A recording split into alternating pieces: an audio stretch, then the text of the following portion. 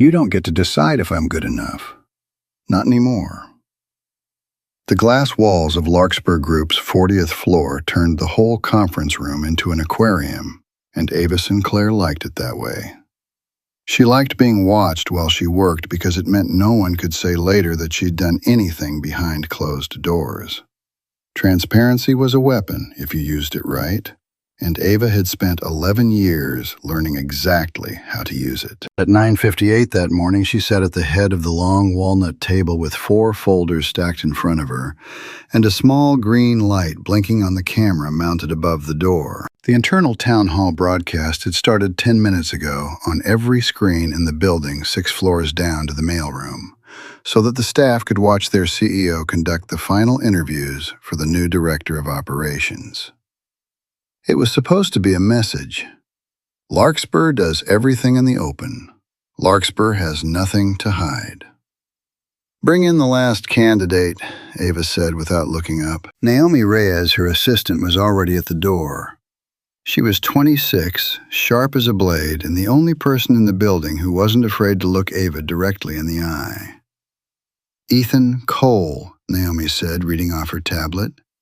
10 years, operations management, 2 of them running distribution on for a logistics firm that folded during a hostile buyout.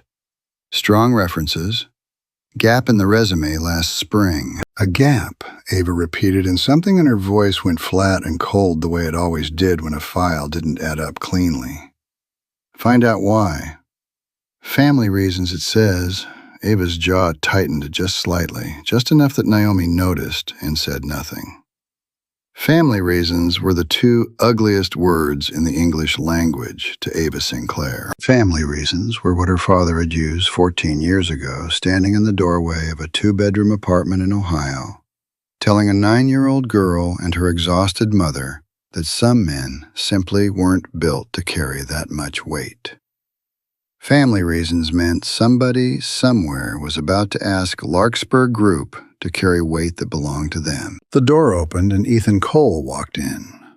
He was tall, maybe 6'2", dressed in a suit that had clearly been pressed at home rather than dry cleaned. The kind of suit a man buys once and makes last. His hands were steady. His eyes moved once around the glass room, taking in the camera, the skyline, the 4 executives seated along the table. And then he did something none of the other candidates had done all morning.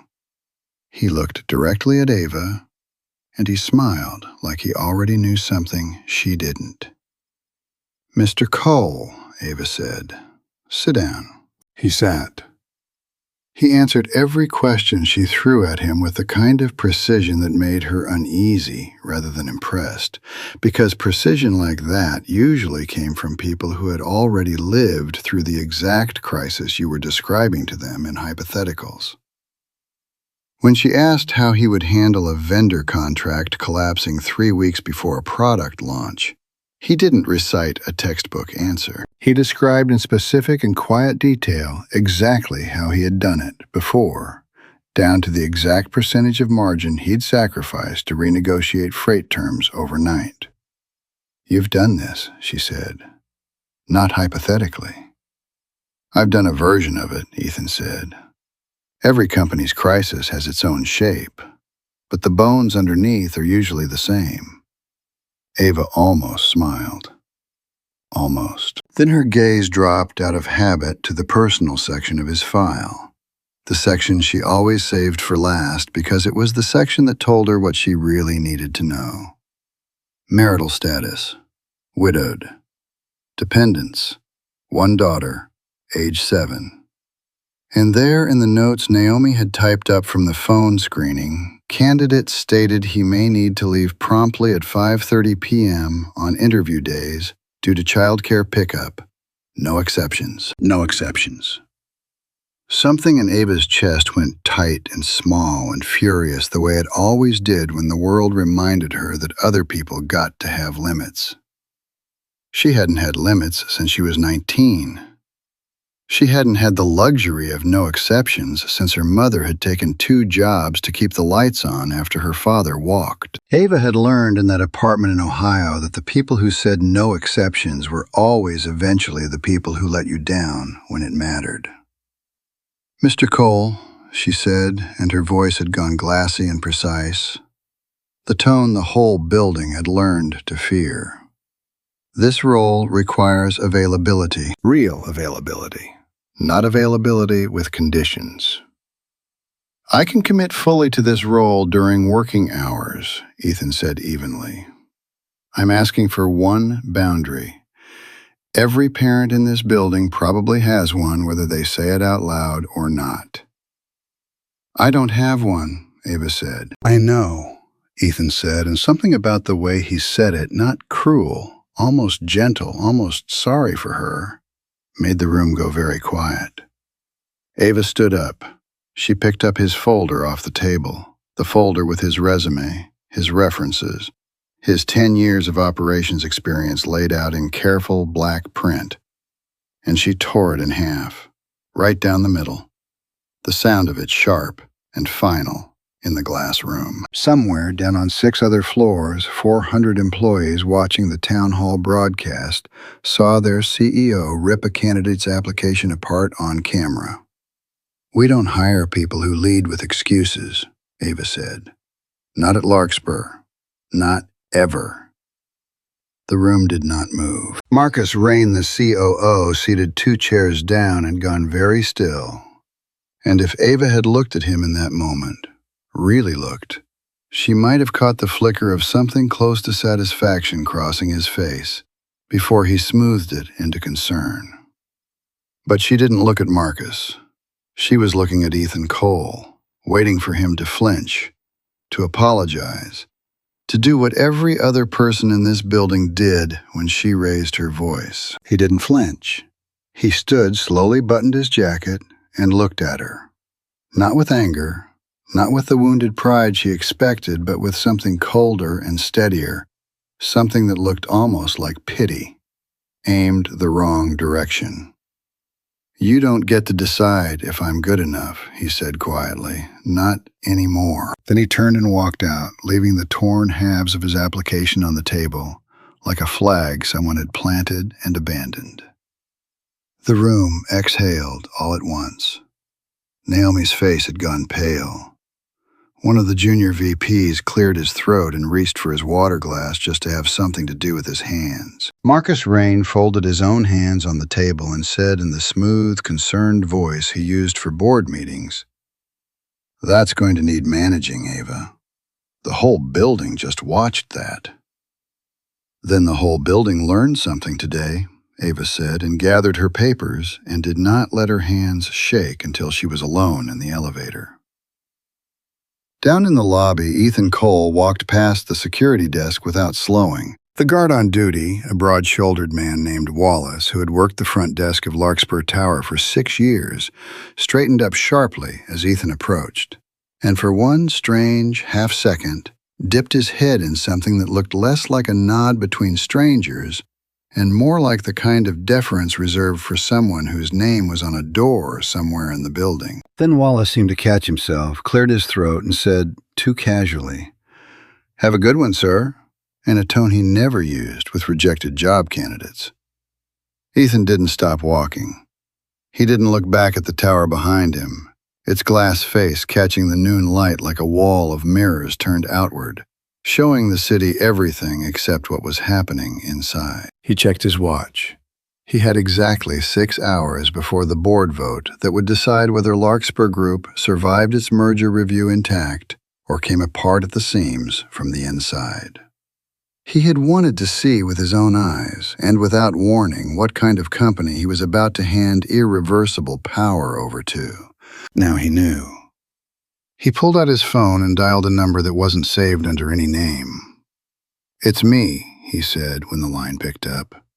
"I need everything legal has on Larkspur's governance structure moved up. Today, before 4. Naomi found Ava 20 minutes later in her private office, standing at the window with her arms crossed, watching the traffic crawl along the avenue below like it was something she could control if she stared hard enough. "The clip is already circulating," Naomi said. "Internal Slack, mostly. Someone screen recorded the broadcast." "Of course they did," Ava said. "Do you want me to have IT pull it down?" "No," Ava turned from the window. If I make it disappear, it looks like I'm ashamed of it. I'm not going to look ashamed of enforcing a standard. Naomi hesitated in the doorway the way she only did when she had something to say that she suspected Ava didn't want to hear. Ava recognized the posture and sighed. Say it. He wasn't lying about the pickup time.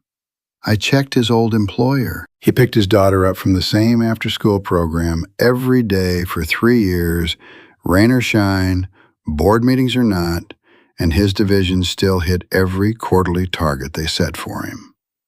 The gap in his resume last spring. His wife died in March. He took 2 months off to get his daughter through it before he went back to work. The words landed in the room and stayed there, taking up space Ava didn't want them to take. She thought of her mother, exhausted and gray at the kitchen table at 10 at night the year after her father left, still managing to get Ava to soccer practice on Saturdays no matter how many double shifts she'd pulled that week. Her mother had never once said no exceptions to Ava. Her mother had simply become the exception quietly, without asking anyone to notice the cost. That's not what I asked you to find, Ava said, finally her voice thinner than she meant it to be. You didn't ask me to find anything. I did it because I thought you should know before Marcus makes sure everyone else finds out first, in a version that makes you look worse. Ava didn't answer that. She sat down at her desk instead and opened her laptop, pulling up the afternoon's board agenda because reviewing spreadsheets was easier than reviewing the last 10 minutes of her own behavior. At the top of the agenda, in bold, was the item she'd been dreading and anticipating in equal measure for 6 weeks. Vote merger terms Whitfield Holdings Trust, 4 p.m. Whitfield Holdings had held a controlling minority stake in Larkspur Group since before Ava had taken the CEO seat. A silent partner that had never once in 3 years sent a representative to a single meeting. The Whitfield trustee communicated only through lawyers and only in writing, an arrangement Ava had found almost eerie in its total absence of personality. Today, for the first time, someone from Whitfield was scheduled to appear in person to finalize the terms of the merger review. A due diligence visit, the notice had called it, though Ava had never learned exactly who would be walking through the door. She closed the laptop. 6 hours. She had 6 hours to salvage the morning's disaster before the most important stakeholder in her company's history walked in and formed an opinion of Larkspur Group based on whatever version of today's events had reached them first. Down in the mailroom, a young intern named Priya was still watching the recorded clip on her phone, replaying the moment Ava tore the folder in half, replaying Ethan Cole's last line before he walked out. You don't get to decide if I'm good enough. Not anymore. And thinking, the way half the building was already thinking, that whoever that man was, he'd sounded less like a rejected job candidate and more like someone who already knew exactly how the story was going to end. Marcus Rain did not go back to his own office after the town hall broadcast ended. He went instead to the private stairwell that connected the executive floor to the finance department 2 levels below. A route he used specifically because it had no cameras, a fact he had confirmed personally 18 months ago and had made careful use of ever since. He found the man he was looking for at a desk in the far corner of the finance floor, a soft-spoken analyst named David Park who had access to the reconciliation ledgers for the Meridian Distribution Fund, a subsidiary project fund that, on paper, existed to smooth out seasonal cash flow gaps for Larkspur's Western warehouses. In practice, over the last 2 years, roughly 11% of that fund's disbursements had been routed through a chain of vendor contracts that did not, if anyone had bothered to trace them fully, correspond to any actual delivered goods. The merger audit team arrives Monday, Marcus said quietly, standing close enough to David's desk that no one nearby could overhear. I need Meridian's Q3 reconciliation finalized and filed before then. Clean. David's hands went still on his keyboard. Clean the way it's supposed to look, or clean the way it actually is? Marcus smiled the same smile he'd used on Ava 100 times in board meetings. The smile that made him look like the only reasonable adult in any room. You let me worry about the difference. You just make sure the numbers reconcile before an outside firm gets a look at them. He left before David could answer, taking the private stairwell back up, already composing in his head the message he intended to send the board that afternoon. A message framed as concern, as loyalty, as a man reluctantly forced to raise difficult questions about his CEO's judgment, after what the whole building had just witnessed on the broadcast. If Ava Sinclair was going to be pushed out before the merger audit ever reached the Meridian ledgers, today's disaster with the job candidate had just handed him the perfect first domino to knock over. He didn't know yet that the man Ava had just humiliated was already on the phone with his own legal team, 6 floors down and 1 elevator ride away from becoming the single most important person in the building. Ava did not leave her office again until the sun had shifted enough to throw a long, gold bar of light across her desk. She had spent the last hour doing something she rarely allowed herself to do during working hours. Nothing productive at all. She had simply sat replaying the interview in her mind, trying to locate the exact moment where her judgment had curdled into cruelty, and failing to find a clean line between the two. She thought about her father's voice, 14 years old in her memory now, but still perfectly preserved, saying, "Some men simply weren't built to carry that much weight."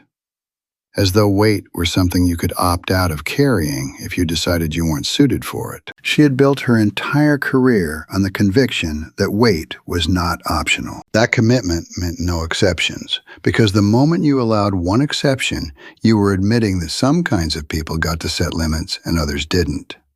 And Ava had spent her whole adult life on the wrong side of that line, watching her mother work through fevers and blizzards and her own mother's funeral because there had been no one else to make the exception for her. She hadn't hired Ethan Cole because his life had a boundary in it. And some small, honest part of her, the part she usually kept locked in a drawer somewhere behind her ribs, knew that the boundary itself had never really been the problem. The problem was that his boundary had reminded her of every boundary she'd never been allowed to have. Her phone buzzed. A text from Naomi. Security just flagged something odd. The board emergency contact number on file for tonight's Whitfield visit matches a number that called in sick for Ethan Cole's reference check this morning. Might be nothing. Wanted you to know before 4. Ava read the message twice, then a third time. A cold, precise unease moved through her. The kind she usually only felt when a balance sheet didn't add up by exactly the amount that meant someone, somewhere, was hiding something rather than simply making an error. She thought about telling Naomi it was nothing, a clerical mix-up, an overworked assistant crossing wires between 2 unrelated files. Instead, she found herself staring at the merger agenda still open on her second monitor. Whitfield Holdings Trust, 4 p.m. And for the first time all day felt something colder than guilt settle into her chest. She did not yet let herself finish the thought. Some part of her, some old and stubborn instinct that had kept her alive and successful for 11 years, already knew better than to look directly at what that number might mean. But she saved Naomi's message instead of deleting it, which was, for Ava Sinclair, the closest thing to an admission of fear she was capable of at 1 p.m. on the worst day of her professional life. Down in the lobby, unnoticed by anyone but the guard at the front desk, a black car with no company markings pulled up to the curb, idled for exactly 4 minutes, and pulled away again, carrying inside it a lawyer from a firm that had represented Whitfield Holdings Trust for 19 years. Arriving early to walk the building's public floors before the man he worked for returned at 4 o'clock to finish what this morning's interview had only begun. By 2 in the afternoon, the clip had a name. Someone in the marketing department, half joking, had started calling it the torn folder. and the phrase had traveled through Larkspur's internal messaging faster than any official memo ever had. Priya, the intern in the mailroom, found herself fielding questions from 3 different departments who wanted to know if she'd heard anything more, not because she had any special access, but because she happened to sit closest to the loading dock, where deliveries and gossip both tended to arrive first. At 2:15, a courier dropped off an envelope addressed directly to Ava Sinclair, marked private and confidential, with no return address, only a small embossed seal in the corner that Priya didn't recognize. A stylized W inside a compass rose. She logged it in the system the way she was trained to, noted the unusual seal in the comments field out of habit, and sent it up to the executive floor without a second thought, unaware that she had just handled, however briefly, the single most consequential piece of paper that would move through Larkspur Tower all week. Upstairs, Naomi intercepted the envelope before it reached Ava's desk, turned it over twice, and felt an instinct she couldn't name tell her not to open it, not to mention it yet, to simply set it unopened in the center of Ava's desk, where she would find it herself. Some things Naomi had learned in 3 years of working for Ava Sinclair needed to land without a warning label attached, or the warning became the only thing anyone remembered. Ava found the envelope at 2:40. She turned it over in her hands, noted the seal, felt an odd and unplaceable chill at the sight of it, and set it aside unopened, because the merger briefing with legal was starting in 5 minutes, and she had promised herself she would walk into that room having read every page of due diligence twice. She did not open it before 4 o'clock. By the time she finally did, the meeting that would change everything had already started without her. The legal briefing ran long. By the time Ava returned to her office, it was nearly 3:30, and the unopened envelope was still sitting exactly where Naomi had left it, the small, embossed W catching the afternoon light in a way that made it look absurdly like it was watching her back. She picked it up. She turned it over once more, running her thumb along the seal, and for a moment considered simply setting it in the pile of documents to review after the board vote, when she would have the mental space to give it proper attention. But something about the seal nagged at her. A compass rose, old-fashioned, the kind of mark a firm used when it wanted to project permanence rather than modernity, and she found she couldn't quite make herself put it down. Her office phone rang before she could open it, the front desk informing her that Whitfield Holdings' due diligence representative had arrived 30 minutes early and was currently waiting in the lobby requesting to walk the building's operational floors before the 4 o'clock meeting. "Send them up whenever they're ready," Ava said, already reaching for the folder of financials she'd need for the meeting, already half convinced that whatever concern the strange envelope represented could wait until after the vote. She set it down in her top drawer unopened and told herself she would deal with it later. She had no way of knowing as she closed that drawer that the man currently walking Larkspur's 4th floor, chatting easily with warehouse staff who had no idea who he was the same man whose folder she had torn in half 4 hours earlier, and that in exactly 1 hour she would understand exactly what she had thrown away. Down on the 4th floor, Ethan Cole paused by a window overlooking the loading dock, checked his watch one more time, and allowed himself for just a moment to feel something close to regret. Not for what he was about to do, but for the fact that it had to happen this way at all, in front of an audience with no room left for either of them to walk it back quietly. Naomi Reyes had learned over 3 years of working for Ava Sinclair that the fastest way to get fired was to bring her boss a half-finished thought. So when she noticed the discrepancy in the emergency contact sheet that morning, she didn't say anything right away. She spent 2 hours quietly confirming it, first cross-referencing 3 different systems before she finally sent the text that had been sitting in Ava's saved messages since 1 o'clock. Now, at 2:30, she sat at her desk outside Ava's office, staring at the same number on 2 different screens. On one screen, the phone number Ethan Cole had listed as his emergency contact during this morning's reference check, attributed in HR's system to sister out of state. On the other screen, the emergency contact number listed for tonight's Whitfield Holdings visit attributed simply to Trust Office, Legal Correspondence only. The two numbers were identical down to the last digit. Naomi had told herself twice now that this was almost certainly a coincidence. A recycled number, an old contact carried over from some previous filing, a clerical error buried 3 systems deep. Larkspur Group processed thousands of vendor and personnel records a year. Duplicate numbers happened more often than anyone liked to admit. But the timing bothered her in a way she couldn't quite explain away.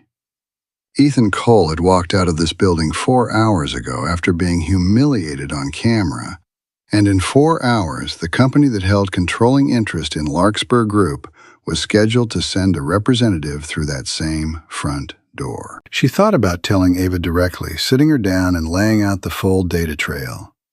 But Ava was 3 deep in merger briefing documents with legal down the hall, and interrupting her with an unconfirmed coincidence on today of all days felt like exactly the kind of half-finished thought that got assistants fired. So instead, Naomi did what she always did when she needed an answer she couldn't get through official channels. She called an old contact of her own, a woman named Grace who worked in records management for the county courthouse, who owed Naomi a favor from 2 years back involving a misfiled parking dispute neither of them liked to discuss anymore. "I need you to check something for me," Naomi said quietly once Grace picked up. "It's not official. It's just curiosity." "You always say that," Grace said, "and it's never just curiosity. A name, Ethan Cole. See if anything comes up tied to corporate filings, trusteeships, anything like that. Probably nothing." There was a pause on the line longer than Naomi expected, the kind of pause that meant someone was already typing before they'd finished agreeing to help. "Give me 20 minutes, Grace said. Naomi hung up and went back to watching the 2 identical phone numbers sit side by side on her screens, feeling the small, cold certainty settle into her stomach that whatever this turned out to be, it was not going to be nothing. Down the hall in the glass-walled conference room where Ava sat reviewing merger documents with Larkspur's general counsel, the conversation had turned tense in a different way entirely. "The Meridian Distribution Fund reconciliation came in early," said the counsel, a careful, precise woman named Diane Ferris, who had worked with Ava since the company's earliest days. "Marcus pushed hard to get it filed ahead of schedule before the outside audit team arrives Monday." "Is that unusual?" Ava asked, only half paying attention, still turning the merger term sheet over in her mind. "It's unusual that he pushed personally," Diane said. "Normally, reconciliation timing is a finance department matter. Marcus doesn't usually involve himself directly, unless he's worried about how something looks." Ava looked up properly then. Diane Ferris did not editorialize without reason. In 11 years, Ava had learned to treat every one of her offhand observations as a data point worth logging, even when it arrived wrapped in a shrug. "Worried how a fund reconciliation looks, or worried what an audit might find inside it?" "I don't have evidence of anything specific," Diane said carefully. "I'm telling you what I noticed, not what I've proven. But given that we have an outside audit team walking through every subsidiary fund starting Monday, and given that Marcus has been unusually invested in your standing with the board this week, I'd want to know more before I assumed it was nothing." Ava sat with that for a moment, feeling 2 separate, unrelated worries braid themselves together in her chest. The torn application from this morning, and now a COO who seemed unusually eager to smooth over his own department's numbers right before outside eyes arrived. She had learned a long time ago that when 2 unrelated problems showed up on the same day, it rarely meant coincidence. It usually meant she hadn't yet found the thread connecting them. "Pull the Meridian Fund's vendor list," Ava said, quietly. "Before Monday, not after." Marcus will notice if I request it through normal channels. Then don't use normal channels, Ava said, and something in her voice, cold and clipped, made Diane nod once and gather her files without another word. Marcus Rain, 3 floors up in his own office, was at that same moment finishing a phone call with a board member named Harold Whitcomb, one of the older, more risk-averse directors who had never fully warmed to Ava's aggressive growth strategy in the first place. "You saw the broadcast this morning," Marcus said smoothly. "I'm not saying it's disqualifying on its own. I'm saying it's a pattern. Erratic judgment under pressure publicly displayed right before a merger vote that requires absolute stability. The board has a responsibility to consider whether Ava's temperament is still suited to steering us through what's coming." "You're suggesting a leadership change," Harold said slowly. "Today, hours before the vote." "I'm suggesting caution," Marcus said. "I'm suggesting the board keep its options open. If Whitfield's due diligence representative arrives this afternoon and witnesses anything else erratic, we want to already be positioned to reassure them that Larkspur has a plan." Harold made a non-committal sound, the kind that meant he was thinking about it rather than dismissing it, which was exactly the reaction Marcus had been counting on. He hung up and allowed himself a small, satisfied breath. If everything went according to plan by the time the merger audit reached the Meridian Fund's ledgers next week, there would be an entirely new CEO in place, one grateful enough for Marcus's support during the transition that questions about a 2-year-old reconciliation discrepancy would simply never make it onto anyone's priority list. He had no way of knowing that the man whose humiliation he was currently using as ammunition against Ava was at that very moment standing in Larkspur's 4th-floor warehouse office, quietly asking the shift supervisor detailed questions about vendor delivery schedules for the Meridian account. Questions that were on the surface easy to mistake for harmless small talk from a man simply curious about how the operations floor ran. Ethan Cole had spent the last 4 hours doing exactly what he'd told his legal team to prepare for that morning, walking Larkspur's floors unannounced, watching how the company actually functioned when no one thought the CEO's guest was paying attention. What he found troubled him more than he'd expected. The warehouse supervisor mentioned almost in passing that vendor invoices from the Meridian Fund had been arriving with unusual frequency over the past 2 years, often for shipments the supervisor didn't personally recall receiving. It was the kind of detail that meant nothing to a floor manager focused on daily logistics, and everything to a man who had spent a decade learning to read the space between what companies claimed on paper and what actually moved through their loading docks. He made a note on his phone, then closed the app and looked at his watch again. 3:15. 45 minutes until the meeting that would determine one way or another whether Larkspur Group deserved the kind of trust his family's trust had extended to it 3 years ago, sight unseen, based on nothing but strong early numbers and a CEO whose ambition had once looked from the outside indistinguishable from integrity. Back in her office, Ava's phone buzzed with a text from Naomi. Confirmed the number match wasn't a system error. Still working on what it means. Might have something in 20 minutes. Ava stared at the message, then at the unopened envelope still sitting in her desk drawer. The small embossed W visible through the gap where the drawer hadn't quite closed all the way. A cold, precise unease was building in her, now layered on top of the guilt from this morning, on top of Diane's warning about Marcus, on top of a feeling she couldn't quite name yet but recognized anyway, the specific, sick vertigo of a person who suspects correctly. That the ground beneath them has already started to shift hours before anyone bothers to tell them why. She reached for the drawer. Her hand was actually on the handle when her office phone rang the front desk again, informing her that the Whitfield Holdings representative had finished his tour of the operational floors and was now on his way up to the 40th floor, 10 minutes ahead of the scheduled meeting. Ava closed the drawer without opening it. There would be time after the meeting, she told herself. There would be time to open the envelope, to hear whatever Naomi had found, to trace the thread connecting all of today's separate, unsettling pieces into a single shape. She had 11 years of experience telling herself that there would be time later, and 11 years of evidence, if she'd been honest with herself, that later almost never arrived before the thing you were avoiding did. She smoothed her blazer, gathered the merger term sheet, and walked toward the conference room where in less than an hour she would learn exactly whose folder she had torn in half that morning, and exactly how much that single decision was about to cost her. Grace called back in 19 minutes, which Naomi noted, despite everything else happening, was 1 minute under the estimate. Grace never beat her own estimates, unless she'd found something worth rushing over. "Okay," Grace said without preamble. "This is not nothing." Naomi closed her office door with her foot phone pressed tight to her ear.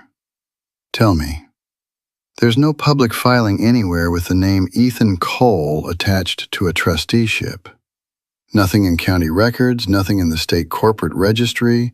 If that's all you had, I'd tell you to drop it." Grace paused, and Naomi could hear papers shifting on the other end.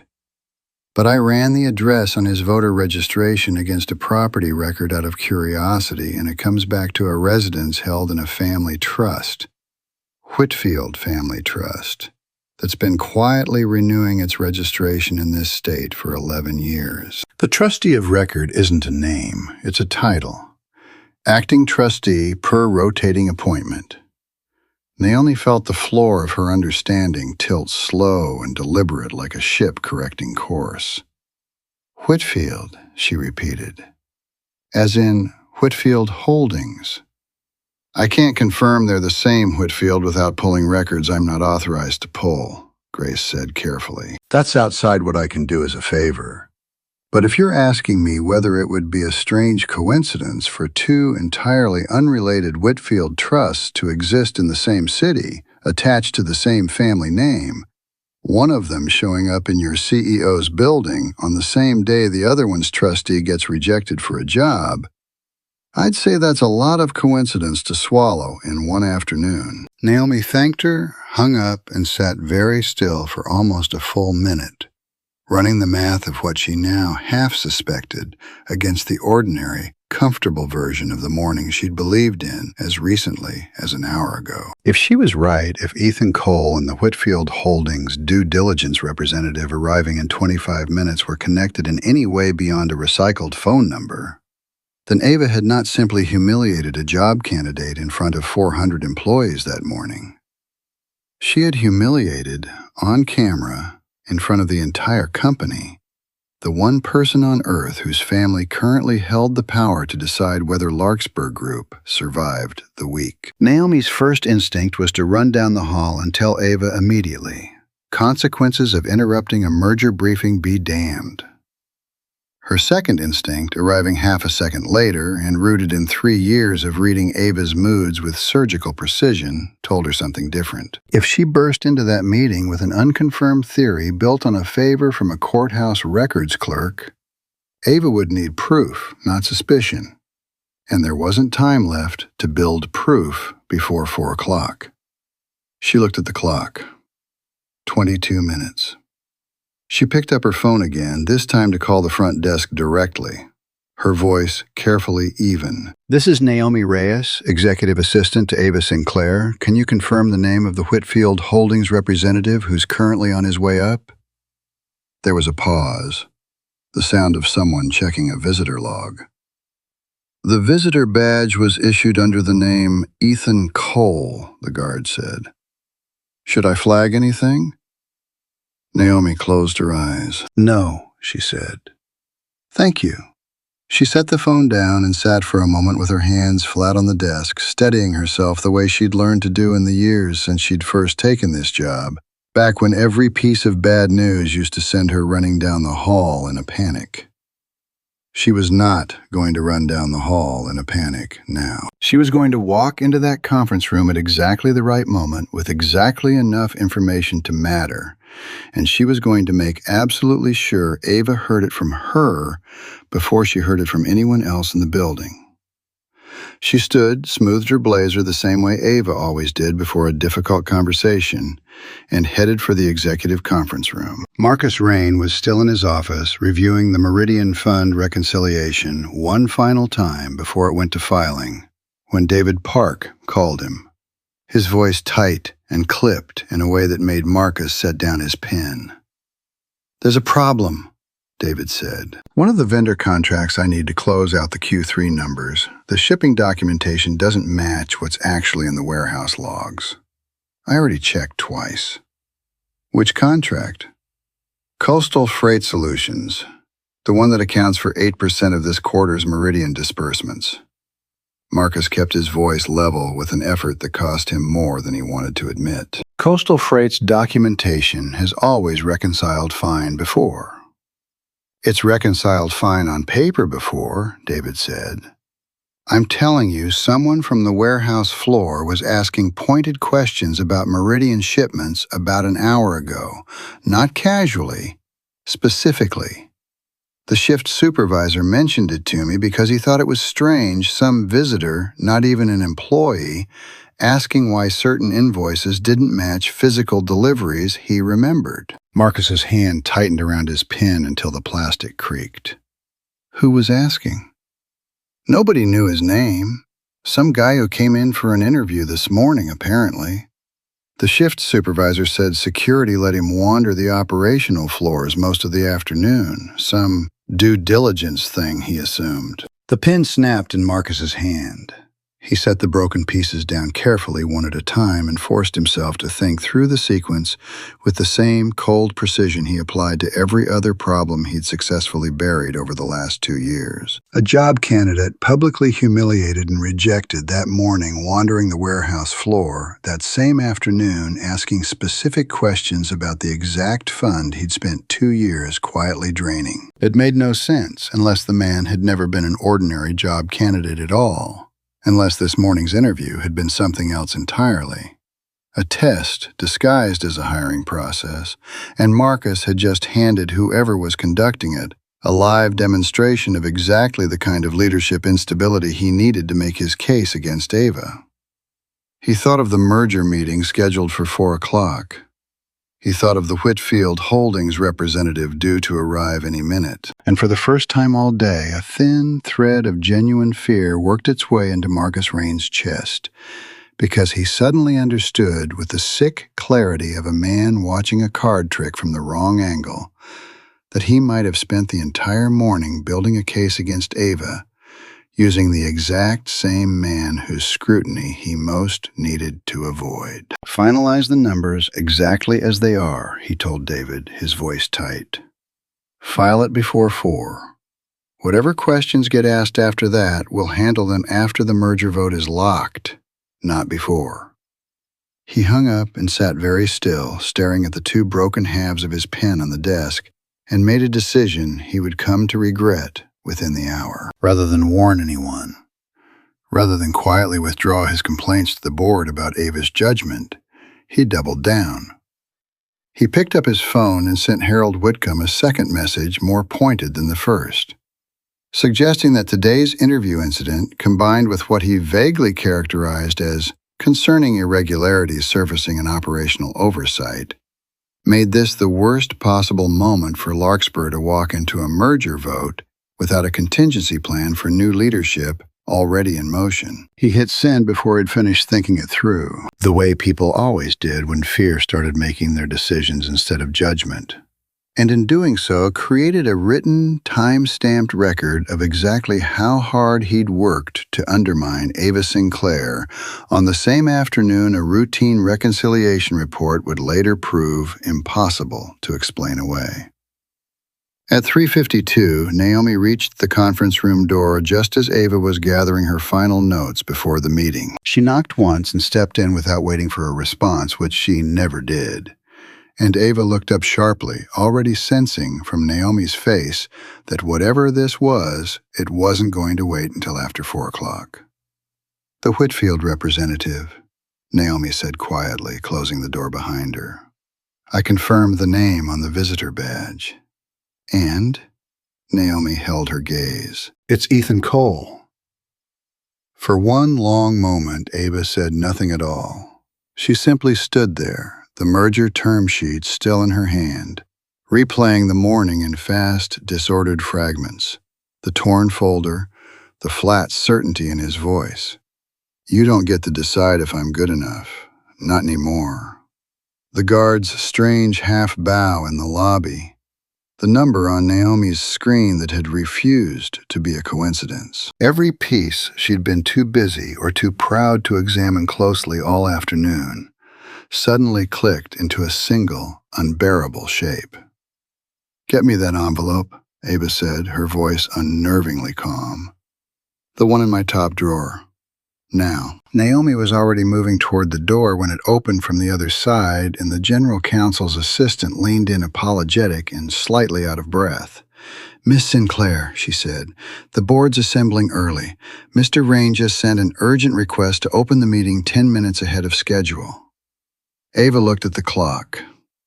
3:56. 4 minutes until the room she was about to walk into contained every person who mattered to her company's future, and the one piece of paper that might tell her exactly how badly she'd already lost control of the story, still sitting unopened in a drawer 4 minutes away. She left the term sheet on the table, walked past Naomi without a word, and reached her office in 11 long strides. The drawer was already half open. Her hand closed around the envelope, the small embossed W pressing cold into her palm. And for the first time since 9 o'clock that morning, Ava Sinclair felt something close to real fear. Not for the company, not yet, but for the version of herself she suspected she was about to see, reflected back at her in about 90 seconds from the other side of a conference room door. Ava opened the envelope with her thumb, tearing the seal in one motion because there was no time left to be careful about it. Inside was a single sheet of heavy stationery embossed with the same compass rose and 3 lines of text that she read twice before the words fully registered. Miss Sinclair. Before this afternoon's meeting, I would ask that you consider what kind of company you want Whitfield Holdings Trust to continue investing in. I have spent today finding out. E.C. She stood there holding the letter, her heart moving in a way she couldn't quite control, and understood with a clarity that felt almost physically painful that she had walked into this morning's interview believing she was the one conducting an evaluation, when in fact she had been the one being evaluated the entire time. Naomi appeared in the doorway. Ava, the board. Ava folded the letter and slid it into her blazer pocket and walked toward the conference room with her spine straight and her hands steady. Because whatever else was true, she was not going to walk into that room looking like a woman who'd been caught off guard. Whatever Ethan Cole had learned about Larkspur Group today, whatever verdict he'd already formed, she intended to face it standing up. She did not make it to the board meeting immediately. Marcus intercepted her in the hallway, his expression arranged into careful concern, and for a moment, Ava almost believed it was real. I want you to know, Marcus said low and urgent. Whatever happens in there, I've been trying to protect you.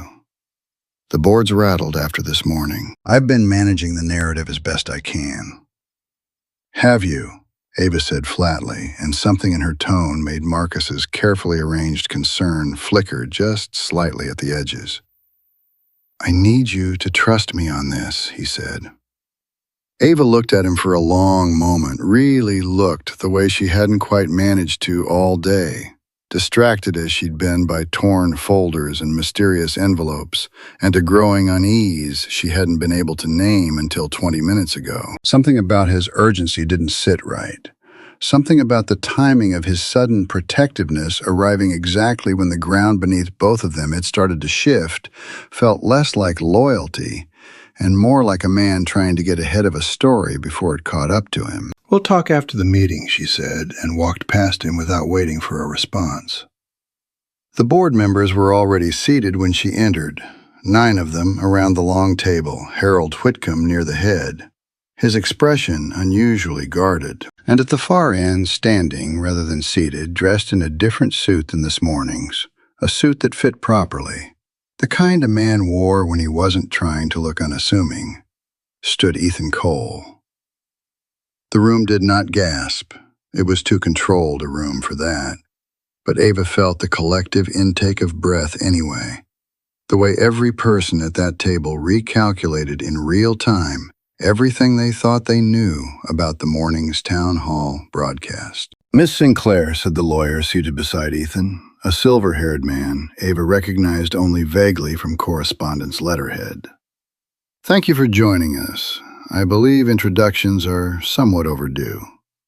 This is Mr. Ethan Cole, acting trustee of the Whitfield Family Trust, which holds controlling interest in Larkspur Group through Whitfield Holdings." Ava did not sit down. She stood very still, absorbing the shape of what she'd already half understood from the letter in her pocket, watching it become fully, irreversibly real in front of 9 board members and a room she no longer fully controlled. "You interviewed for a job this morning," she said, her voice carefully even, "in my building."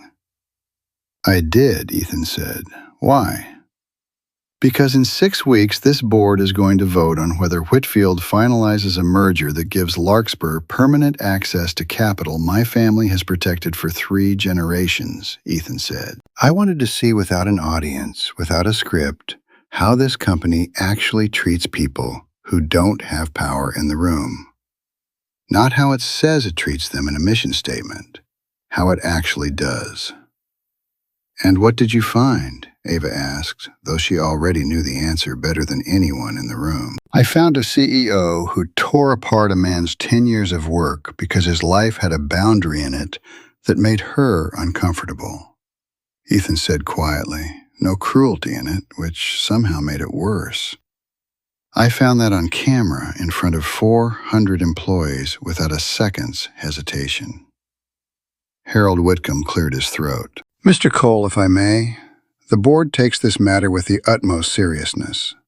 And if there are concerns about, I'm not here to end anything today," Ethan said, cutting him off gently but firmly.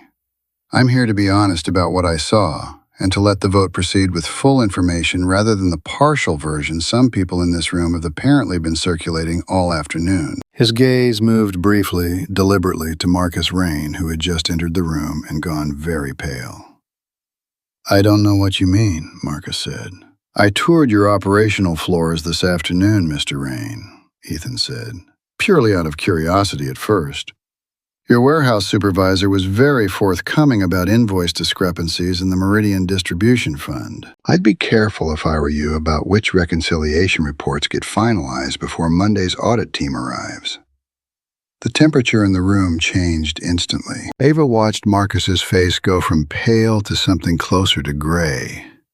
Watched the careful concern he'd worn in the hallway 10 minutes ago collapse into something far more naked and afraid, and understood in that single unguarded moment that whatever Ethan had found in the warehouse this afternoon was only the surface of something much larger. "This is a due diligence visit," Marcus said too quickly. "Not an audit. Mr. Cole has no authority to make accusations about." "I have every authority," Ethan said, still calm, still quiet, and somehow that quietness carried more weight than shouting would have. "My family's trust holds 41% of this company. In 1 hour, this board is scheduled to vote on whether that stake converts to majority control under the merger terms. I would think every person at this table has a very direct interest in knowing whether the numbers I've been reviewing all afternoon add up the way your official filings claim they do." Silence settled over the room, heavy and complete. Ava felt the floor beneath her, the company she'd built out of 11 years of relentless work out of every hour she'd stolen from a life outside these walls, tilt in a direction she hadn't fully anticipated, even 20 minutes ago, when she'd been holding an unopened envelope and telling herself there would be time later. "I'd like to propose we table the vote for 1 hour, Ethan said, addressing the room now rather than Ava directly, "while legal reviews the Meridian Fund's Q3 reconciliation against actual warehouse delivery logs. I don't believe in deciding the fate of a company on incomplete information. This morning taught me exactly how costly that mistake can be." Harold Whitcomb looked around the table, gauging the room, and then nodded slowly. The board will reconvene at 5. Miss Ferris, please coordinate with legal on pulling the Meridian records immediately. The meeting broke apart into a scatter of urgent whispered conversations, board members rising from their seats. Marcus already moving toward the door with the too-fast walk of a man trying not to look like he was fleeing. Ava stood rooted in place watching Ethan gather his notes with the same steady, unhurried precision he'd shown that morning answering her hypothetical crisis questions. Except now she understood that everything about that interview had been, in its own way, a test he'd already been running long before she tore his folder in half. He looked up and found her watching him. "You knew," she said quietly once the room had mostly emptied. "This morning. You knew who you were the whole time." "I did." "And you let me humiliate you anyway. On camera. In front of my entire company." "I let the situation play out honestly," Ethan said, "because I needed to see what happened when you thought no one with any power over you was watching. If I'd walked in this morning announcing who I was, you'd have performed for me instead of showing me who you actually are." The words landed harder than she expected, mostly because she couldn't find an honest way to argue with them. "So, congratulations," she said, bitterness creeping into her voice, despite her best effort to keep it out. "You got your answer." "I got half an answer," Ethan said, and something in his voice shifted, softened slightly in a way that confused her more than his earlier composure had. "I saw how you treat people at their most vulnerable when you're afraid. I haven't seen yet what you do once you know you were wrong." He turned to leave, then paused at the door, his phone buzzing insistently in his pocket. He glanced at the screen and something crossed his face, a flicker of concern that had nothing to do with Larkspur Group or merger votes at all. "I have to go," he said. "My daughter's school called. I need to pick her up early." For a moment, standing in the wreckage of a meeting that had just upended everything she thought she understood about her own company, Ava found herself staring at a man rushing out the door for exactly the reason she'd humiliated him that morning, and felt for the first time all day the full and specific weight of exactly what she'd chosen to destroy. "Wait," she said before she could stop herself. He paused, one hand on the door. "Is she all right?" Something in his expression softened, just slightly, surprised by the question. "I don't know yet," he said. "That's why I'm leaving." And then he was gone, leaving Ava alone in the conference room with 9 empty chairs, an hour before the vote that would decide everything and a truth she was only just beginning to let herself feel. She should have gone straight to legal. She should have spent the hour before the reconvened vote reviewing the Meridian reconciliation herself, preparing whatever defense of her company she could mount before 5 o'clock. Instead, 40 minutes later, Ava found herself standing outside an elementary school 3 miles from Larkspur Tower, in low afternoon light, watching Ethan Cole crouch down on the sidewalk in front of a small girl with dark curly hair and a scraped knee, his enormous hands gentle as he examined the injury with the careful seriousness of a man handling something far more fragile than a company merger. She hadn't planned to come. She had told Naomi she needed air had gotten into a car and had given the driver an address pulled from the same file she'd torn in half that morning. An address she'd looked up on impulse, telling herself it was due diligence. Telling herself she needed to understand who exactly held her company's fate in his hands. She knew standing there half a block away in her tailored blazer, feeling entirely out of place among parents and sneakers and school pickup lines, that it wasn't due diligence at all. It was something closer to penance. "She fell on the playground," said a teacher's aide, approaching Ethan with an apologetic expression. "We tried calling, but it went to voicemail twice before he picked up." "I was in a meeting," Ethan said, not looking up from his daughter's knee. "I'm sorry. Thank you for calling me back." "It's really nothing serious. Just wanted a parent to see it before she went home." Ethan finished checking the scrape, then looked up at his daughter with an expression Ava had not seen on his face once all day in a boardroom full of the most powerful people in the company he half owned. "You did great not crying," he told her.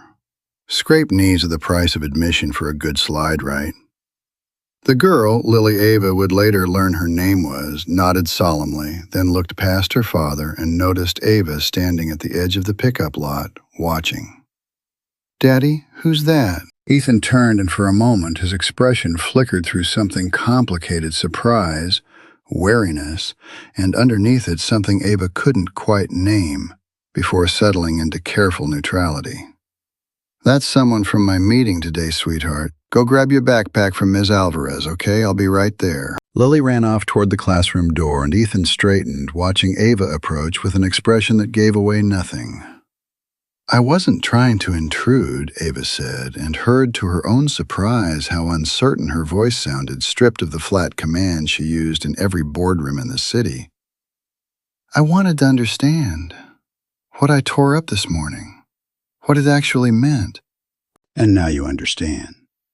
"I understand that you picked her up every day for 3 years while running a division that hit every target," Ava said quietly. "I understand that the gap in your resume was you getting her through losing her mother. I understand that I read every one of those facts this morning and decided none of it mattered as much as my own rule about no exceptions." Something shifted in Ethan's face. Not forgiveness, not yet, but something like reluctant acknowledgement that she'd actually done the work of understanding, rather than simply apologizing for the optics. "Why does it matter to you?" he asked. "What you rule turns out to have cost. You already have the merger vote to worry about." "Because I built that rule out of something that happened to me," Ava said before she could stop herself, the words arriving faster and more honestly than she'd planned. "My father left when I was 9. He told my mother some men weren't built to carry that much weight. I spent my whole life since then believing that anyone who admits to having a limit is about to become exactly the kind of person who lets you down when it matters most." Ethan studied her for a long moment, something in his expression softening in a way she hadn't expected, hadn't earned yet, and wasn't sure she deserved. "That's the first true thing you've said to me all day," he said quietly. Lily came running back with her backpack, cutting off whatever Ethan might have said next, and for a moment the three of them stood in an odd, unplanned triangle in a school parking lot, an 11-year-old professional rivalry suspended by a 7-year-old scraped knee and unbothered curiosity. "Are you coming to dinner with us?" Lily asked David directly, with the blunt confidence only small children ever seem to possess. "No, sweetheart," Ethan said quickly before Ava could answer. "Miss Sinclair has to get back to work." But something in the way he said it, a little too fast, a little too final, made Ava suspect he wasn't entirely certain that was true, and the suspicion sat oddly warm and unfamiliar in her chest the whole ride back to Larkspur Tower. They ended up in his car for 10 minutes before he dropped Lily at his sister's apartment for the evening. An arrangement Ava gathered was routine on days his schedule ran long. Lily fell asleep in the back seat almost immediately, worn out from the school day and the scraped knee. And for the first time since the boardroom, Ava and Ethan found themselves alone together, with nothing scheduled to interrupt them. "I should tell you something," Ethan said, eyes on the road, his voice lower now that his daughter was asleep. "About why I structured the visit the way I did today. It wasn't only about testing your company's culture." What else was it about? He was quiet for a moment, the kind of quiet that meant he was deciding how much to say. "My family's trust has held a passive stake in Larkspur for 3 years without ever exercising active oversight. That's about to change, regardless of what happens with the merger vote tonight. I've spent the last 6 months preparing to take a more direct role in how Whitfield's holdings get managed going forward, and Larkspur was going to be the first place I—" His phone rang loud and sudden in the quiet car, the name on the screen reading Legal Whitfield Trust. He glanced at it, his expression tightening. "I have to take this," he said, already answering. "This is Ethan." Ava watched his face change as he listened, watched the careful composure he'd worn all day crack slightly at the edges, watched him glance at her once, briefly, with an expression she couldn't fully read, before he turned toward the window and lowered his voice. "When did the reconciliation numbers come back?" he said into the phone. A pause. "That fast? And they flagged it as anomalous or as fraudulent." Another pause, longer this time, his jaw tightening. "I need everything documented before 5 o'clock. Don't let anyone at Larkspur touch that file until I get there." He hung up and sat still for a moment, the earlier half-finished sentence about his family's plans for Larkspur hanging unresolved between them, replaced now by something considerably more urgent. "What was that?" Ava asked. "The Meridian Fund reconciliation your general counsel polled," Ethan said. "It came back faster than anyone expected. The numbers don't just look unusual, Ava. They look deliberately falsified." He checked his watch. "We need to get back now." Whatever he'd been about to tell her about his family, about his plans for Larkspur, about what exactly he intended once the merger vote concluded, would have to wait. The car pulled away from the curb faster than before, and Ava found herself gripping the door handle, aware that the hour she had left before the reconvened vote had just gotten considerably more dangerous than she'd understood 20 minutes ago. In a school parking lot. They arrived back at Larkspur Tower at 4:47, 13 minutes before the board was due to reconvene. Naomi was waiting at the curb, her expression tight with barely contained urgency, a tablet clutched against her chest. "Diane wants both of you upstairs immediately," she said, falling into step beside them as they crossed the lobby. "She says the reconciliation discrepancy is worse than anyone expected, and Marcus has already left the building." "Left?" Ava repeated. 20 minutes ago. Said he had a family emergency. Nobody's been able to reach him since." Ava exchanged a glance with Ethan and understood in that single shared look that whatever they were about to walk into upstairs, it was no longer simply a matter of one torn application or one uncomfortable interview. Somewhere between the school parking lot and the front doors of her own company, the ground had shifted again, faster and more completely than she'd had time to prepare for. 5 minutes, Ethan said, checking his watch as they stepped into the elevator. "Whatever this is, we need to have it contained before that board reconvenes." The doors closed. The numbers on the panel began climbing toward the 40th floor, and Ava realized, watching them rise, that she had absolutely no idea what she was about to walk into, only that, whatever it was going to change everything the board thought it understood about tonight's vote. Standing beside her in the small, mirrored box, Ethan said nothing further, but Ava noticed his hand tighten briefly around the phone in his pocket as though bracing for whatever the message he'd received in the car was about to set in motion the moment they stepped out onto the executive floor. And for the first time all day, she found herself hoping, quietly, and without fully admitting it to herself, that whatever came next would give her the chance to prove she'd actually learned something. The board members were already reassembling when Ava and Ethan stepped off the elevator. The tension in the room palpable, even through the glass walls of the conference room down the hall. Diane Ferris met them at the door, her face pale, a folder clutched in her hands like something that might combust if handled carelessly. "It's confirmed," Diane said without preamble. "The Meridian Distribution Fund reconciliation shows systematic discrepancies going back nearly 2 years. Vendor invoices for shipments that warehouse logs show never arrived. The pattern is consistent, deliberate, and it all routes through contracts Marcus personally approved." "How much?" Ava asked. "Preliminary estimate, just from what we've traced in the last hour, just over $2.3 million.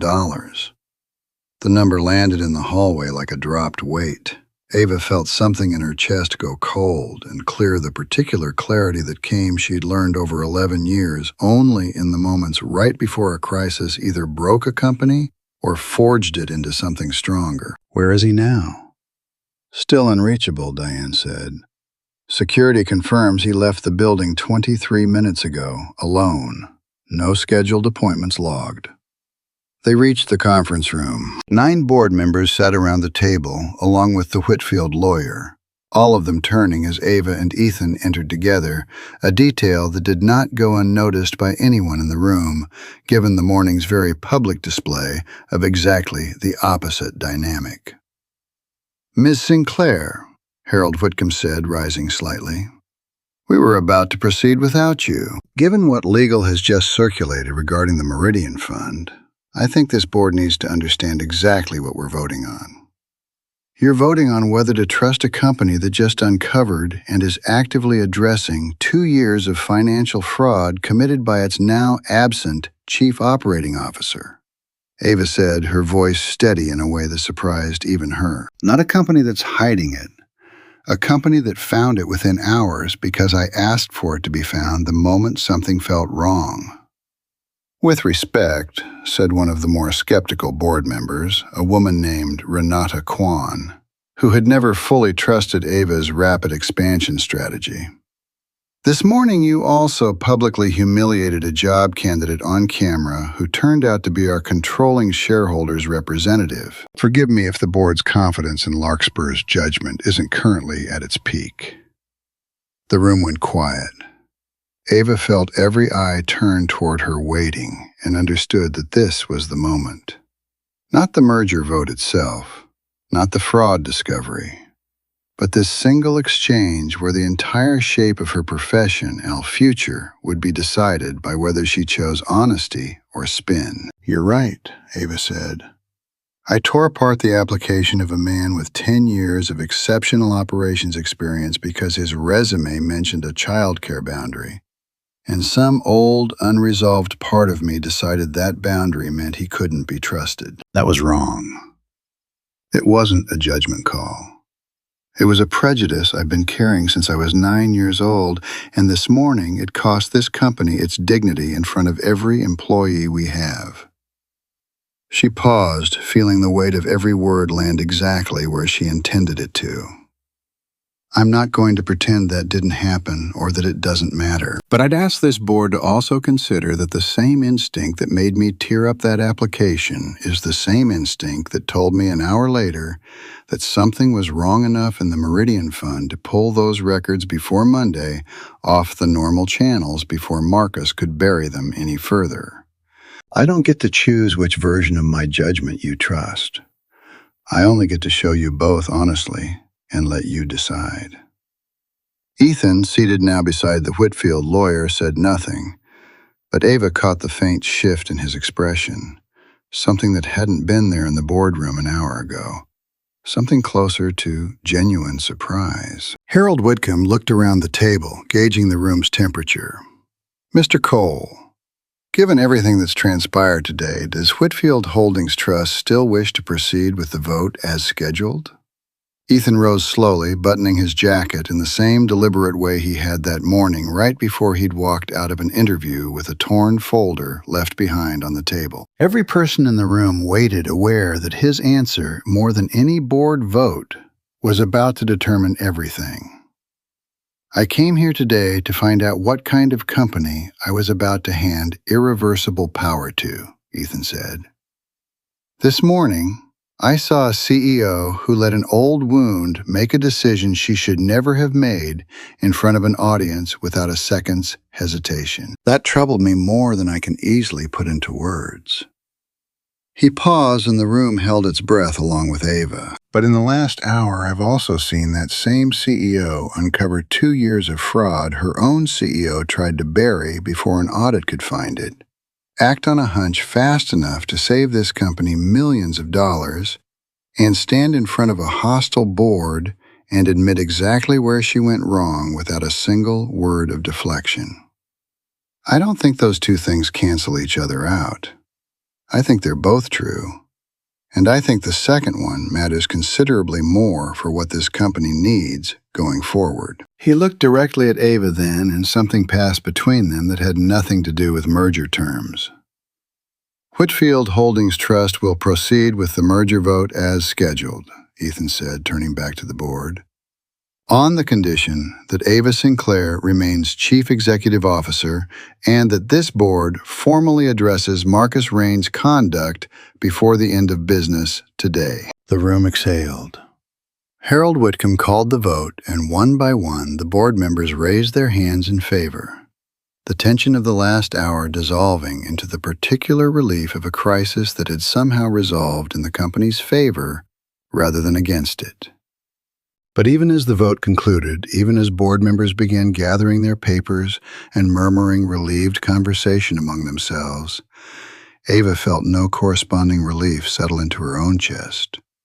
Because in the middle of the vote count, Diane Ferris had received a text she hadn't shared with the room yet, her expression tightening in a way Ava recognized immediately as bad news, held back for a more private moment. "There's something else," Diane said quietly once most of the board had filed out, leaving only Ava, Ethan, and Naomi in the room. Marcus wasn't just deleting his tracks. Security just confirmed he accessed the building's server room 20 minutes before he left and downloaded a copy of the entire Meridian Fund's financial records to an external drive before wiping the internal backup. "He's taking the evidence with him," Ava said.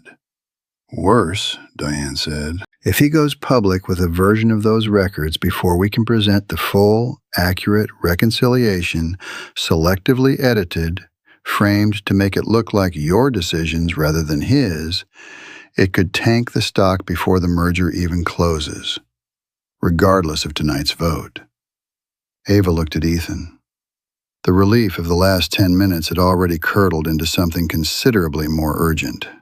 A rediscovered crisis, freshly exposed, but nowhere near resolved.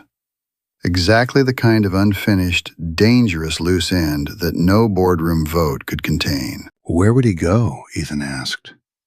"I don't know," Ava admitted. "But we have maybe an hour before whatever he's planning becomes public, and no way yet to stop it."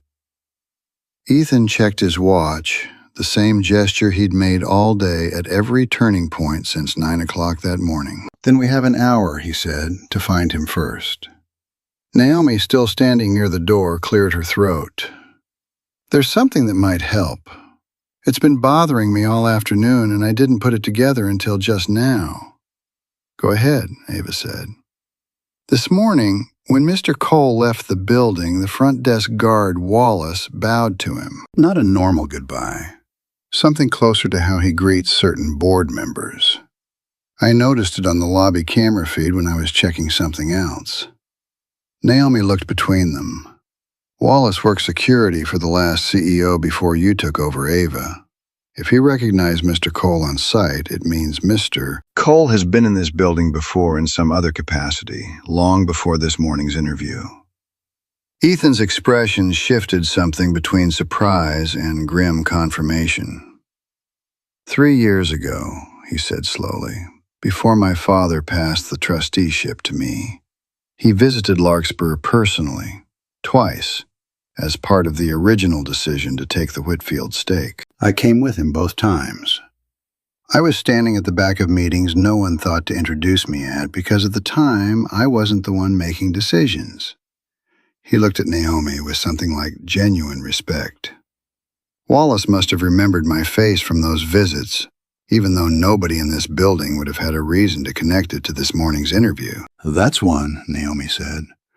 There's also the phone number, the one on Mr. Cole's emergency contact sheet this morning, which matched the number listed for tonight's Whitfield visit almost exactly. I flagged it before 4 o'clock, but I couldn't confirm what it meant until Grace, a contact of mine at the county courthouse, found a family trust registration tied to the same address as Mr. Cole's voter registration under a rotating trustee title rather than a name. That's a second thread that should have let us hear hours earlier, Ava said half to herself, thinking of the message she'd saved rather than acted on, sitting unread in her phone since 1 in the afternoon while she buried herself in merger briefings instead. And the third, Ethan said quietly, was something I nearly told you myself in the car before legal called about the reconciliation. I mentioned my family's trust had been planning a more direct role in Larkspur's oversight, regardless of the merger vote outcome. I didn't finish that sentence. I should have. Ava looked at him, understanding now, fully and painfully, how close all 3 threads had come to converging hours earlier. The guard's strange half-bow, the mismatched phone number Naomi had flagged before 1 o'clock, the half-finished confession in the car. If any single person in the building had simply had the time or the willingness to follow one of them all the way to its end before the crisis forced the answer into the open instead. None of it matters now if Marcus gets ahead of the story, Diane said, pulling them back to the more immediate danger. We have maybe an hour before those records go public in whatever edited form he's prepared them in. After that, no amount of honest reconciliation will matter to the market. Ethan's phone buzzed. He glanced at it, his expression tightening. It's from my legal team, he said. They've been tracking the external drive Marcus downloaded. The files to it pinged a cloud backup service 20 minutes ago, tied to a media contact database. He's not planning to leak this to regulators first. He's planning to leak it to the press. Which outlet? Ava asked. They're working on tracing that now.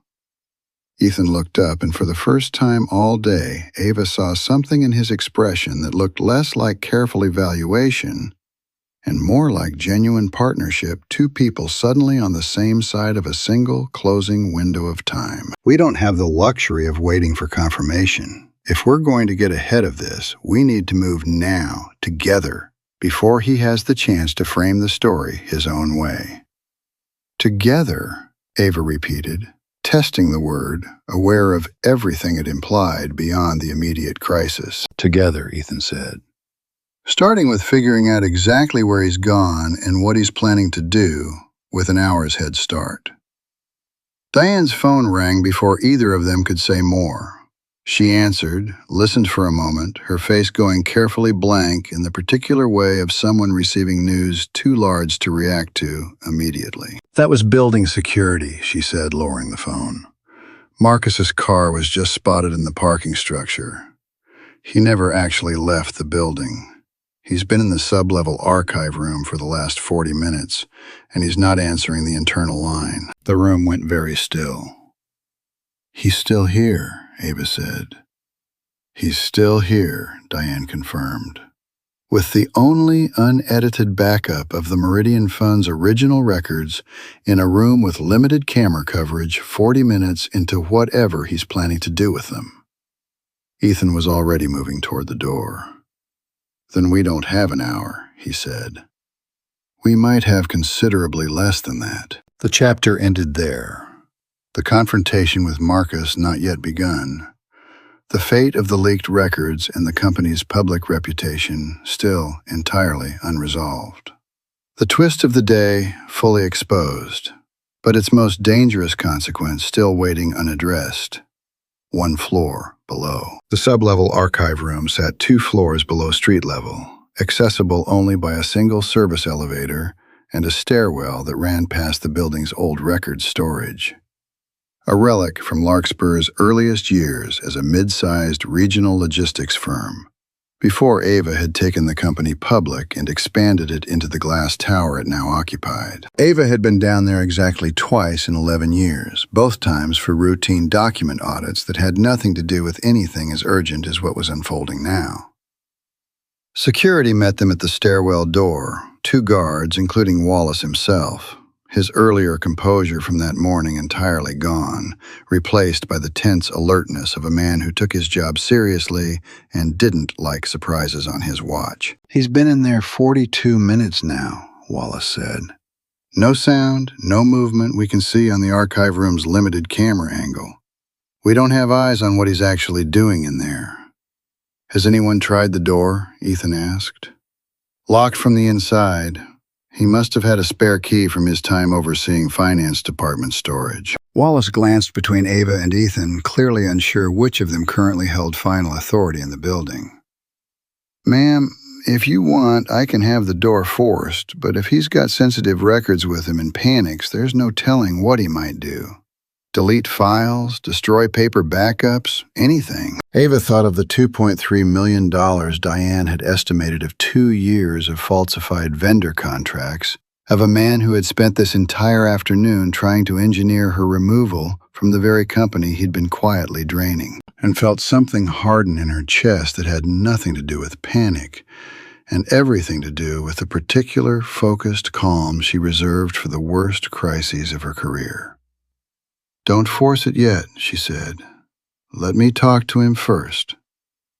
Ava, Diane said, a warning in her voice. If he's cornered and desperate, that's not necessarily safer for you. He's not violent, Ava said. He's a man who spent 2 years hiding numbers, not a man who's going to hurt anyone over it. What he's going to do if we force that door without warning is destroy whatever's left of the evidence before we can secure it properly. She looked at Ethan. I need 5 minutes. Alone or with you standing outside the door if that makes anyone more comfortable. But I need him to believe there's still a version of tonight that doesn't end in a criminal referral, or he has no reason to open that door at all. Ethan studied her for a long moment, weighing something Ava couldn't fully read before he nodded. I'll be right outside. If anything changes, if I hear anything that sounds wrong, I'm coming through that door immediately, key or no key. Understood. She approached the archive room door alone, her heels loud against the concrete floor in a way they never were on the polished marble of the executive lobby upstairs, and knocked, twice, firmly, before speaking through the heavy metal. Marcus, it's Ava. I know you're in there, and I know what's in that drive. I'm not here with security. I'm here to talk before this becomes something neither of us can walk back. There was a long silence on the other side of the door, long enough that Ava wondered whether he intended to answer at all. Long enough that she caught Ethan shifting his weight slightly behind her, ready to move the moment the silence stretched past what either of them could tolerate. Then finally the sound of a lock turning.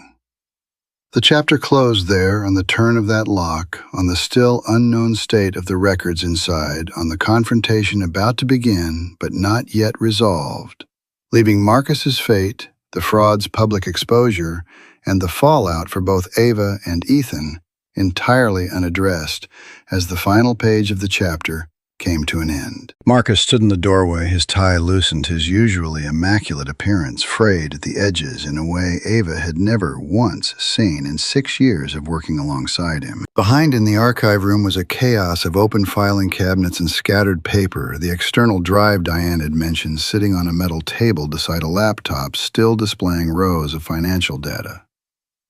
You shouldn't have come down here alone, he said, though there was no real threat in his voice, only exhaustion. The particular exhaustion of a man who had run out of moves and knew it. I didn't come to threaten you, Ava said. I came because I've known you for 6 years, Marcus, and whatever else is true tonight, I don't believe you started out trying to destroy this company. Something in his face cracked just slightly at that. Not gratitude exactly, but something close to it. The recognition of being seen as more than simply a villain in the story that was about to end his career. It started small, he said, his voice hollow. 3 years ago. A vendor contract renegotiation that went bad, a shortfall I covered out of a discretionary fund because I didn't want to explain the mistake to the board. Then it was easier to keep covering the next shortfall the same way than to admit the first one had ever happened. And it grew, Ava said quietly. It grew, he agreed. $2.3 million later, apparently, according to whatever legal traced in the last hour. He gave a short, humorless laugh. I told myself every single time that this would be the last one, that I'd find a way to quietly close the gap before anyone noticed. I never did. Ava thought about her father, about the specific, comfortable lie people told themselves to justify walking away from a responsibility that had grown too heavy. Some men simply weren't built to carry that much weight. And understood, standing in that archive room, that Marcus's justification and her father's had grown from the same rotten root, dressed up in different circumstances. The difference was that her father had simply left.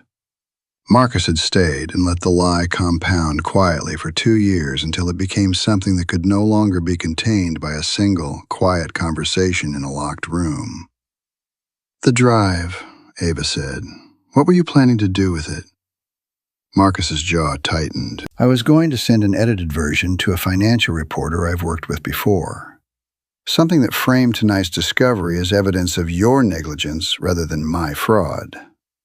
I figured if the story broke with your name attached to the failure instead of mine, the board would have no choice but to remove you before the merger closed, and whatever happened to me afterward, at least I wouldn't be the headline." And now, he looked at the laptop, at the drive, at the 2 years of falsified records sitting exposed on the table between them, and something in his posture finally, visibly gave way. "Now, I don't know what I was thinking," he said quietly. "I've had 40 minutes alone with this room to imagine every version of tonight, and none of them end anywhere good for me. I think some part of me came down here already knowing I wasn't actually going to send that message. I just needed somewhere quiet to sit with that for a while before I had to face what happens next." Ava stepped into the room, slowly aware of Ethan still standing just outside the door. Aware that whatever happened in the next few minutes would determine not just Marcus's fate, but the shape of the story Larkspur would have to tell its employees, its board, and eventually the public, once tonight's events became impossible to keep contained. "I need that drive," she said, "untouched. And I need you to understand that what happens next isn't something I can protect you from, even if some part of me wants to. Because you built something real here alongside me for 6 years before any of this started." Marcus nodded slowly, and for a moment something passed between them that resembled grief more than anger. The particular grief of watching a long, complicated professional relationship end. Not with betrayal, exactly, but with the accumulated weight of a lie too small to admit and too large to eventually escape. "I'll give you the drive," he said. "But I want you to know, for whatever it's worth now, I never once in 6 years wanted it to come to this." He handed it over. Ava took it carefully, aware of its weight in her palm, aware that the moment she stepped back out of that door with it, everything that had happened today, the torn folder, the merger vote, the fraud, the twist that had upended the entire shape of her afternoon, would finally begin moving toward whatever consequence it was owed. But the consequence itself, the public fallout, the fate of the merger's public reputation, Marcus's legal exposure, and the fragile, unfinished thing that had begun growing between her and Ethan Cole over the course of one impossible day, remained entirely unresolved as she stepped back through the archive room door. Upstairs, security escorted Marcus to a conference room to wait for the authorities Diane had already quietly begun the process of contacting, while Ava stood in the hallway with the recovered drive still in her hands. Ethan beside her, both of them aware that the day's crisis had only just shifted shape rather than concluded. "The merger vote passed," Ethan said quietly. "The fraud's been contained before it reached the press. On paper, tonight is a success." "On paper," Ava agreed, "but Marcus's legal exposure is just beginning. The board still has to decide how to handle the public story, and somewhere in the middle of all of it, there's still an employee base that watched their CEO tear up an application on camera this morning and hasn't yet seen anything that tells them why or what it's going to mean for how this company treats people going forward." Ethan looked at her for a long moment, and something in his expression suggested he was thinking about far more than tomorrow's press strategy. "That part," he said quietly, isn't something you fix with a statement to the board.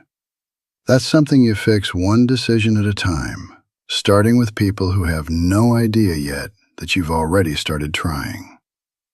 The elevator arrived, and neither of them moved to step inside right away, both aware that the day's central mystery had finally fully resolved.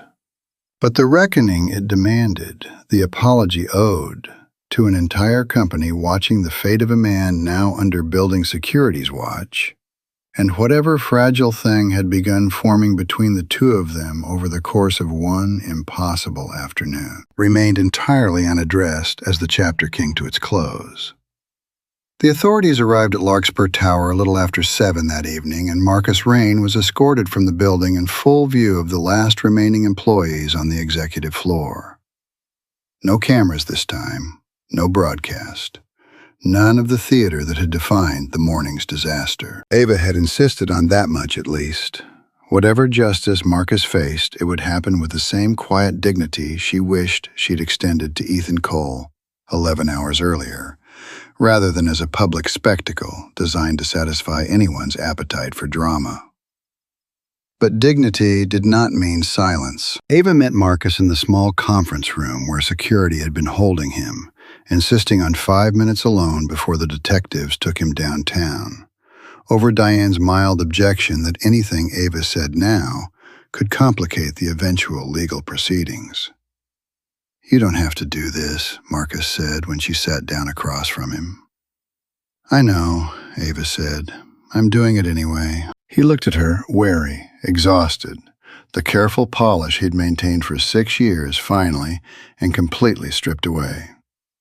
"Say what you came to say." "I built a company on the idea that no exceptions was a virtue," Ava said.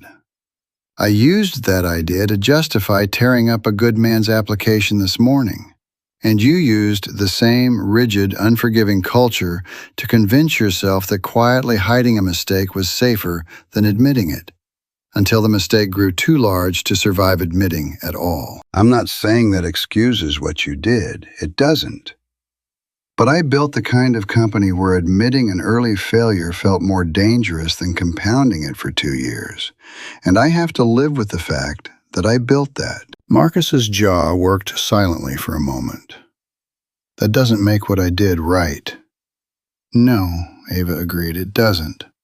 And it doesn't mean the consequences you're about to face aren't fully yours to carry. But I wanted you to hear before you left this building that I understand my own failures played some part in creating the conditions where yours could grow unchecked for 2 years. I'm not going to pretend otherwise just because it's more comfortable for me." He studied her for a long moment, something in his expression shifting towards something that wasn't quite forgiveness, but was perhaps the closest thing to peace either of them could offer the other in the time remaining. "For what it's worth," he said quietly, "you were a better boss than most before any of this. I hope whoever comes after me doesn't make you regret saying any of what you just said." He said nothing else as the detectives led him out. No protest, no further attempt to explain himself.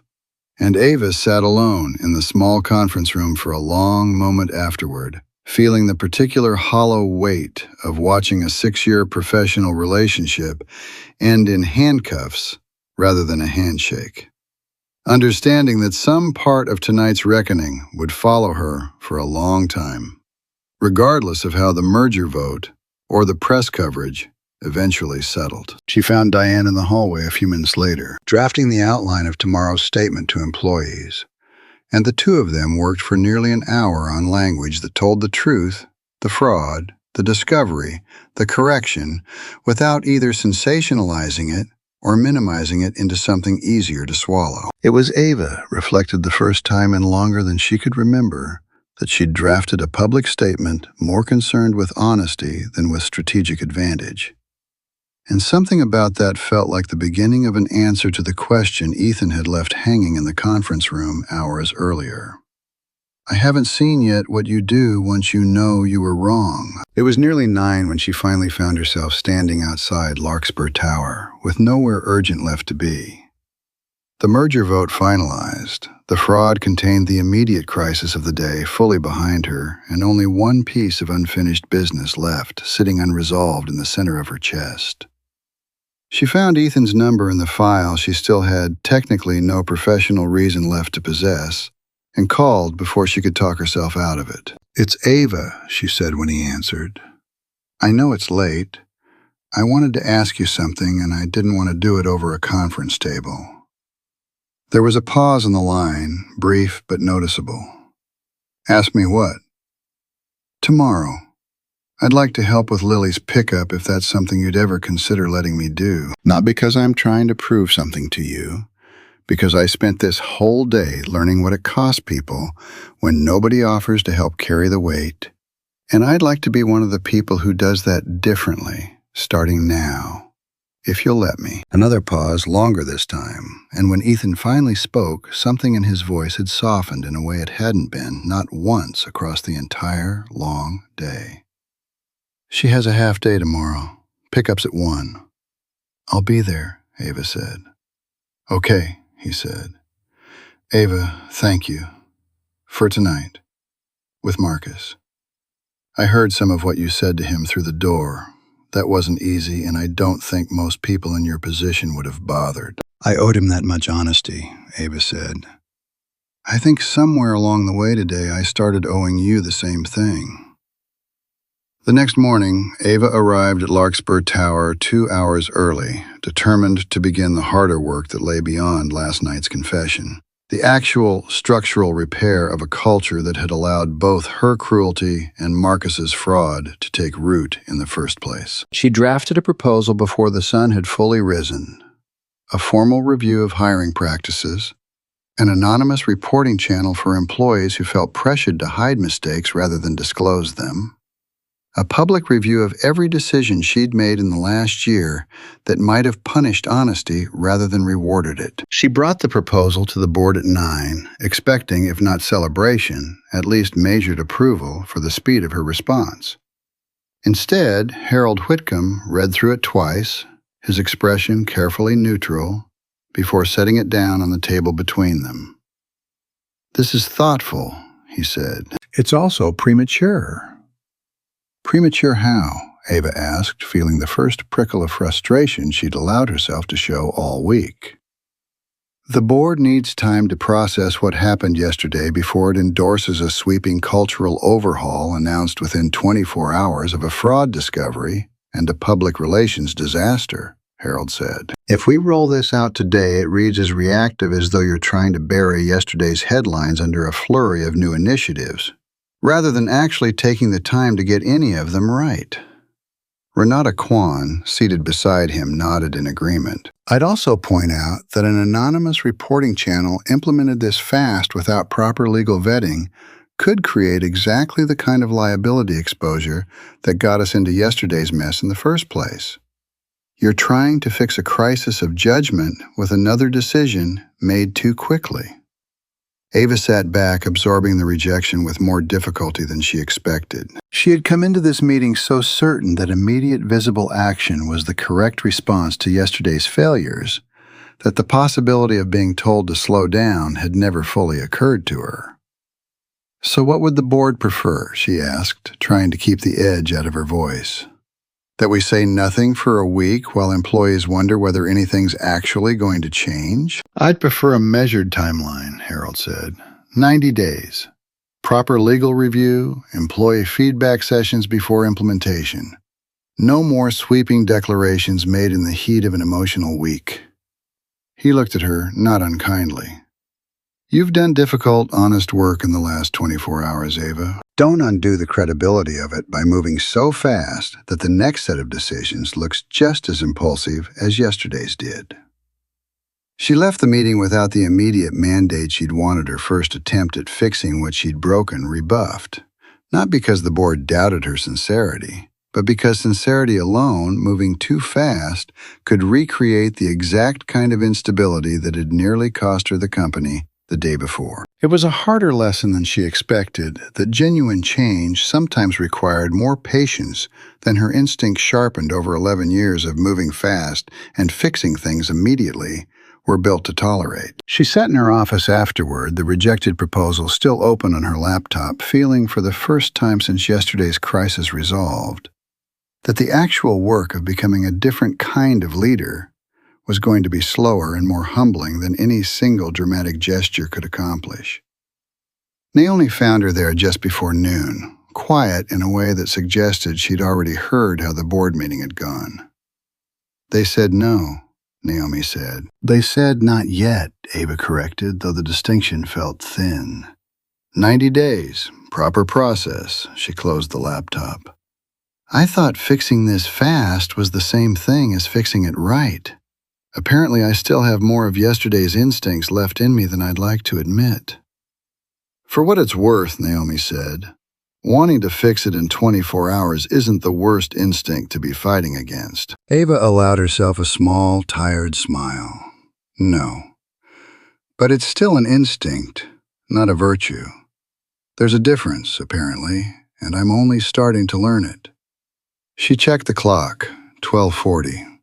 20 minutes until she was due at Lily's school for the pickup she'd promised Ethan the night before, the one part of the last 24 hours that felt, for the first time, entirely uncomplicated by boardroom politics or merger terms or anything at all except the simple, unglamorous work of showing up for someone the way no one had ever consistently shown up for her. Ava arrived at the school 5 minutes early, feeling entirely out of place among the cluster of parents in the pickup line, most of whom eyed her tailored coat with the mild curiosity reserved for anyone who clearly didn't belong to the school's usual rhythm. Ethan was already there, having left work early himself, and something in his expression when he spotted her, surprised, then quietly pleased, then carefully guarded again, all in the space of a few seconds, told her he hadn't fully believed she'd actually come. "You made it," he said. "I said I would." "People say a lot of things," Ethan said, not unkindly, just honestly. "I've learned not to build expectations around promises made at 9 o'clock the night after a crisis. People mean them in the moment. Morning has a way of changing what feels possible." "I meant it this morning, too," Ava said. For what it's worth, this morning also involved the board rejecting my entire plan to overhaul the company's culture in 24 hours. So if you're looking for evidence that I've learned patience isn't my strong suit, I've got plenty fresh material. That got a small, surprised laugh out of him, the first genuine laugh she'd heard from him in 2 days of knowing him. "What happened?" "I tried to fix everything at once," Ava admitted. "Anonymous reporting channels, hiring policy, overhauls, a full public accounting of every decision I've made wrong this year, all announced within a day of the fraud breaking." Harold called it premature. Renata called it a liability. They were both right, and I hated hearing it. "But you're still here," Ethan said. "At a school pickup, instead of rewriting the proposal to force it through faster." "I'm trying something different," Ava said. "Showing up for one specific thing today instead of trying to fix every version of my failure at once." The bell rang and children began streaming out of the building in loose, chattering clusters, Lily among the first, her backpack bouncing as she spotted her father and broke into a run. She slowed when she noticed Ava standing beside him, studying her with the same open, unfiltered curiosity she'd shown the day before. "You came," Lily said, delighted, as though Ava's presence confirmed some private theory she'd been testing. "Daddy said you might not." "Lily," Ethan said, half warning, half embarrassed. "I did come," Ava said, crouching slightly to be closer to Lily's eye level, the gesture unfamiliar and a little awkward, an instinct she'd never had much occasion to practice. "I told your dad I would, and I try to keep the promises I make, even when I'm not always great at making the right ones in the first place." Lily considered this with the serious weight children sometimes brought to conversations adults expected to be light. "Daddy says everybody makes mistakes, but the good ones fix them instead of hiding them." Ava looked up at Ethan, something in her chest tightening at the unexpected simplicity of the lesson delivered secondhand through a 7-year-old's summary of whatever conversation father and daughter had clearly had about yesterday's very public disaster. "Your dad's right," she said. They walked together toward the parking lot, Lily chattering between them about her day, about the scraped knee that had mostly healed, about a friend's birthday party coming up that weekend. And Ava found herself falling into an easy rhythm she hadn't expected, not performing composure the way she did in every boardroom, not calculating the next strategic move, simply present in an unremarkable afternoon that felt, after the last 2 days, like the first ordinary hour she'd had in longer than she could remember. At the car, while Lily climbed into the back seat, Ethan turned to Ava with an expression that had shed most of its earlier caution. "I meant to finish something yesterday," he said, in the car before legal called about the reconciliation. "I was going to tell you that my family's trust has been planning a more active role in Larkspur's oversight going forward, regardless of yesterday's vote. I want you to hear the rest of that now, properly, instead of leaving it half-finished the way I did." "Go ahead," Ava said. "I'm not planning to install myself as some silent partner watching from a distance," Ethan said. "I want an active seat on the board. Not to control the company, Whitfield's stake gives us the votes for that already if we wanted it, and we don't. I want the seat because I think this company and its CEO are worth investing real time in, not just capital. I think yesterday proved that in the strange roundabout way neither of us would have chosen." "That's a considerable amount of trust to extend," Ava said carefully, "to someone who tore up your job application on camera less than 48 hours ago." "It is," Ethan agreed. "But I've spent my whole adult life reading people by what they do after they've been caught being wrong, not by whether they're ever wrong in the first place. Everybody's wrong eventually. Almost nobody does what you did in that conference room yesterday, in front of a board that could have used your worst day to end your career." Ava held his gaze, feeling something in her chest loosen that had been tightly wound since she was 9 years old, since a doorway in Ohio and a father who'd decided some weight wasn't his to carry. "I spent this whole day," she said, "learning that showing up consistently in small, unglamorous ways matters more than any single dramatic gesture. I'd like the chance to prove that to you, too. Not because Whitfield holds a stake in my company, because I'd like to be someone who shows up for you and Lily the way nobody ever consistently showed up for me." Ethan studied her for a long moment, and something in his expression, careful, evaluating. Ethan Cole, the same man who'd spent an entire interview testing exactly this kind of promise, finally fully softened into something Ava hadn't seen from him yet, not once across 2 impossible days. "Then start with Saturday," he said. "Lily's got a soccer game at 10.